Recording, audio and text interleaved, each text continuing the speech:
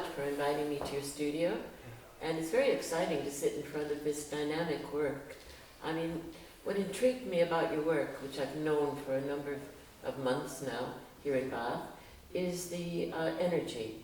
Yes. You know, when I look at it, I think, of course, the result is different, but I think of Jackson Pollock.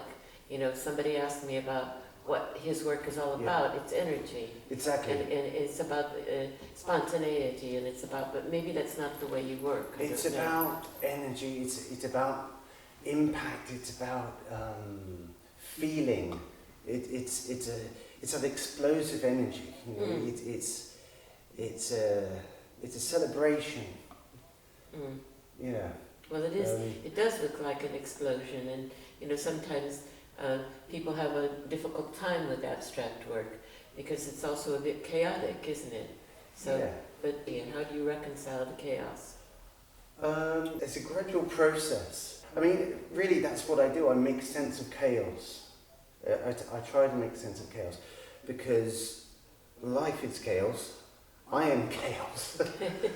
And so I've got to make sense of myself. Yes. And I find the best way of doing that is by forming expressions of that into a being, into a whole, into something which is holding itself in a moment of formation from the chaos. Mm. And this is what a lot of my work, I think, expresses, is that moment in time of formation within the chaos. Mm. Yeah.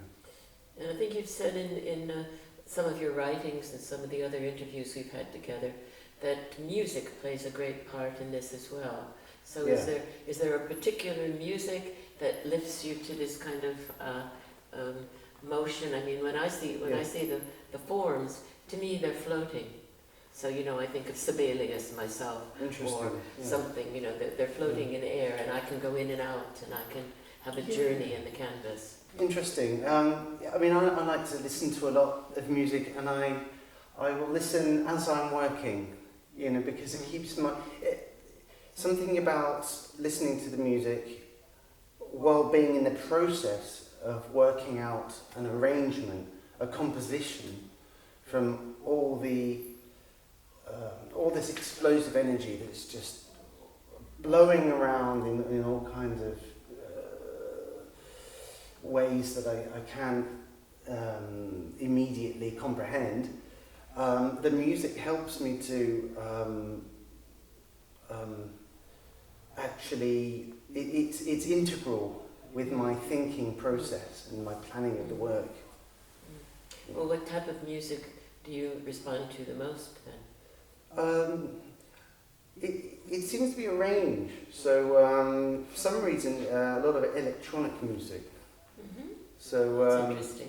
Yeah, so sort of contemporary modern electronic music. Mm-hmm. I don't know if anyone has heard of Aphex Twin. It's very chaotic. Yeah. Sort of jazz elements in there too, though.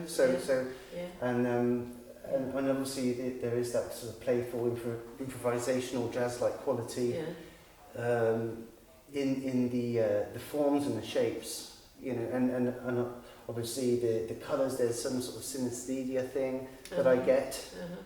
So in terms of music and how that's composed, I think I'm going through a very similar thing, but visually. Where you start and stop according to the beat, or according to the rhythm, or according to... Exactly. So that rhythm will... there'll be aspects of that rhythm that are communicated in particular sort of arrangements of shapes. Mm-hmm. You know, so that might emphasize that specific area. Say this sort of fragmented portion of a rainbow. Mm-hmm. Could be from one specific piece of music that's influenced that, and but then up there, you know, maybe that's more chaotic arrangement. Maybe that's more you know, aphex twin or square pusher or something like that. So is it harmonic music or is it tonal? I mean, I think of John Cage when you talk about that's, you know, really going back. But when you think about music that is digital, you know, kind of for the first time, or I think there's something about the sound as well. Yeah. The electronic sound is there's a resonance, I think, between those sort of sounds and these specific sort of colours. Yeah. Well, now you sound like Kandinsky, don't you? Ah, there you are. There it is.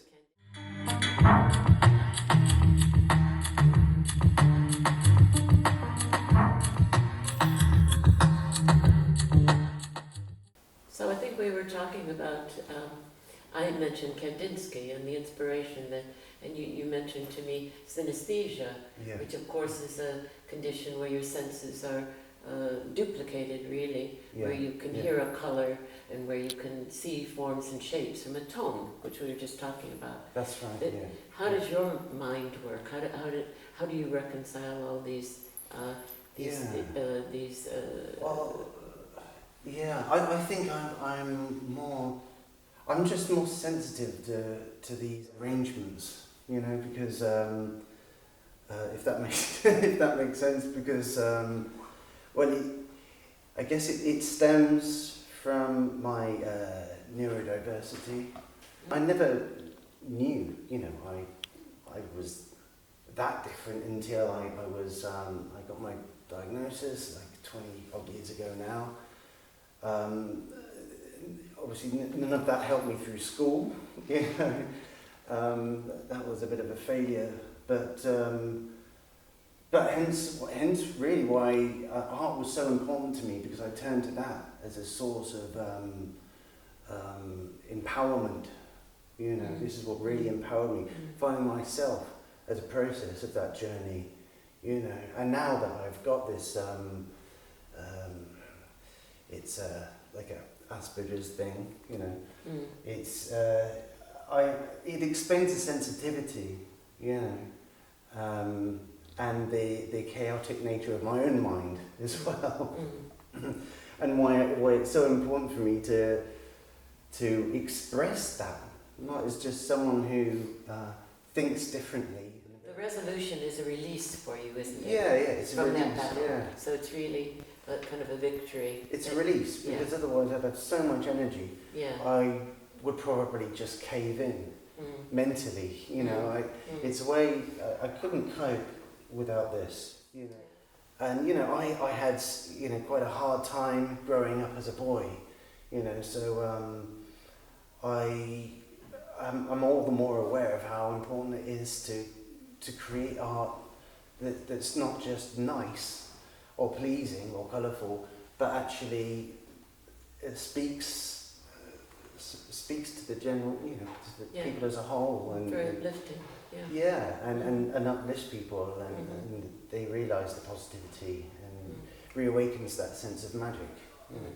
So it's important to me to voice how important it is, you know, and what comes out of having a different sort of way of thinking about things. You know, for me it was the art, you know, and it continues to be so. So yeah, you know, all my work really are sort of reflections of me, really. Which is what it should be. A personal statement. You know, and it makes you very vulnerable too, though, because I think as an artist, I trained as an artist years ago as well, and you know, we were chatting about that. And you're vulnerable when you show your work, because it is you're exposing yourself on the canvas. Exactly. It really is like being naked on a canvas, you know.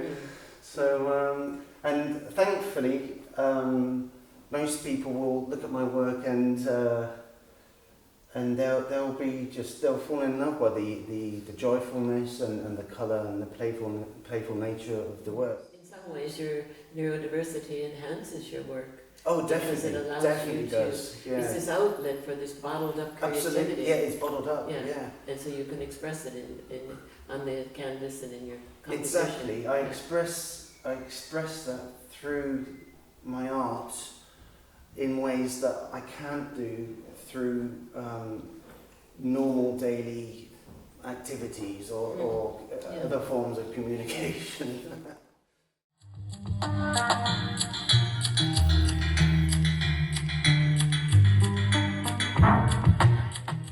They are reflections of me. You know, each painting I do,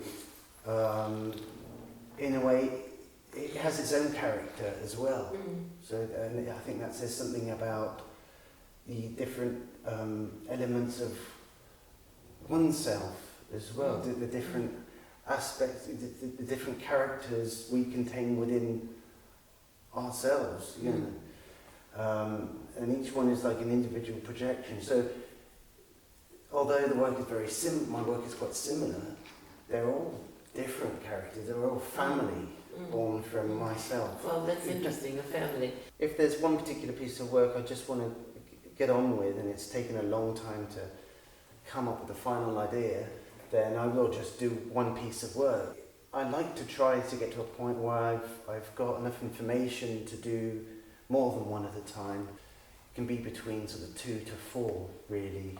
I think that's a kind of. And how long does it take you to complete one? About a month, probably about a month. The final actual painting phase, and then all the preliminary work probably about another month. But that's pushing it, you know. I'm so particular about what I want. I'm like, no, and I'll spend the next month or so just reworking it again and again, you know, because it needs to be right in my mind. Some of it is collage. Can you talk about the actual technique that you use?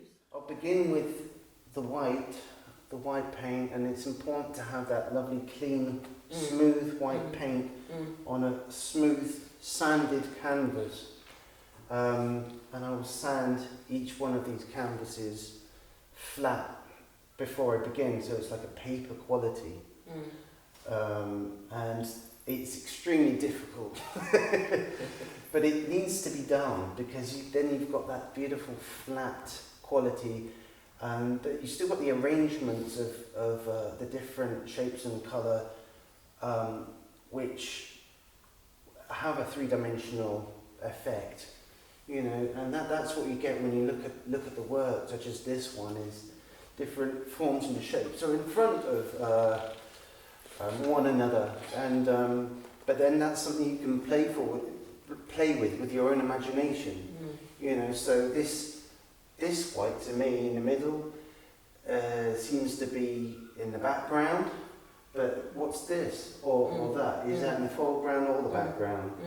You know, this lovely green wiggle coming down here is, to me, that seems to be quite in the middle sort of layer or layers of this arrangement.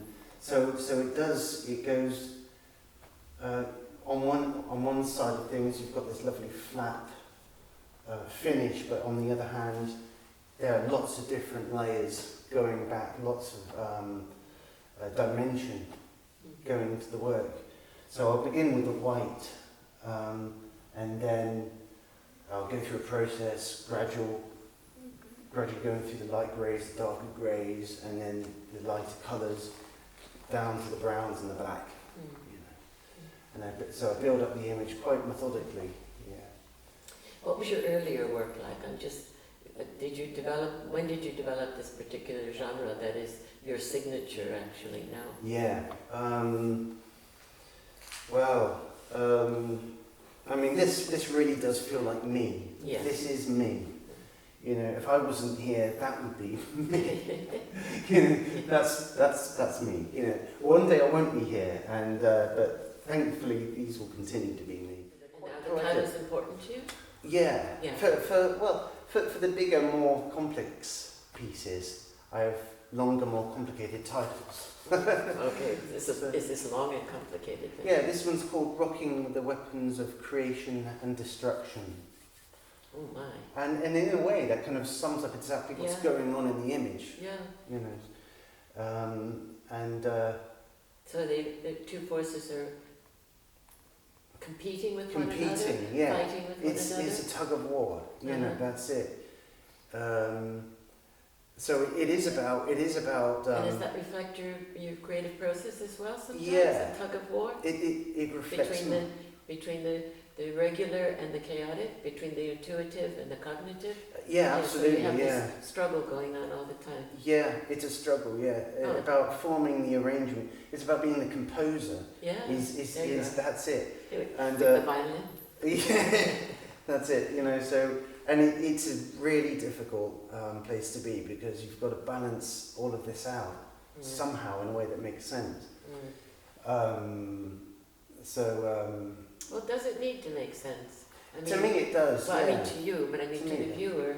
Isn't Well, it just I enough think to so. be? Yeah. They don't have to read even without the title. They would see the joy, the energy, the colour, the form, which would excite them. Which is true.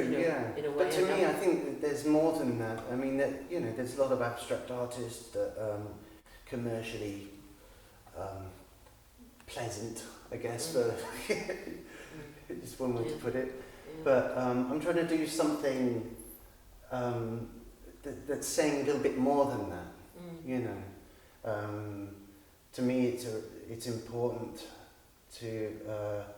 It's going beyond that. And I think going back to the neurodiversity, I think maybe that's why I feel that that's such an important aspect to try to portray in the work, to bring those ideas out. And I know you write. Do you write about your work then? Because the title is important, and I know you're hoping to produce a book this year about your work. Yeah. And so the titles, then you explain that. You have a kind of a caption to help us. Yeah. Well, I do a lot of creative writing as well. Okay. So and a lot of that will be sort of stream of consciousness. Oh, okay. You know. Sure. I'm actually hoping to do another book further on down the line, which is just all of that. Yeah. You know, that would be great. I think that would be quite fun. Yeah, no, absolutely. But sounds very exciting. Yeah. So I'm not quite sure how I'm going to go about it, but yeah, I think it should be fun. So yeah, I think it's that being spontaneous is a way of freeing important things within yourself. You learn about yourself. Well, I've learned about myself, about different elements about me through doing this work. You're in your own world. That's your world. Yeah, that's your reality. You're bringing your reality, and I guess that's quite a spiritual element in a way, because it's so personal. Yes.